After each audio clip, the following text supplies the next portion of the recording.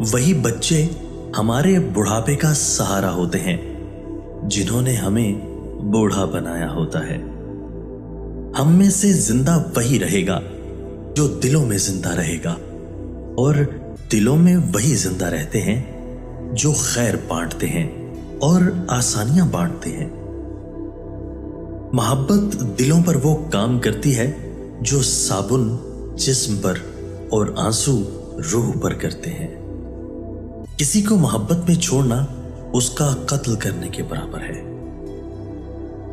ऐसा भी होता है कि खुदा हमें फूलों से भरा टोकरा अता करने के मूड में होता है और हम सिर्फ एक फूल की जिद लगाकर बैठे होते हैं। बर्दाश्त के साथ हालात जरूर बदल जाएंगे, बस जरा अंदर ही अंदर मुस्कुराने की जरूरत है। ये एक राज है जो स्कूल यूनिवर्सिटियों में नहीं सिखाया जाता।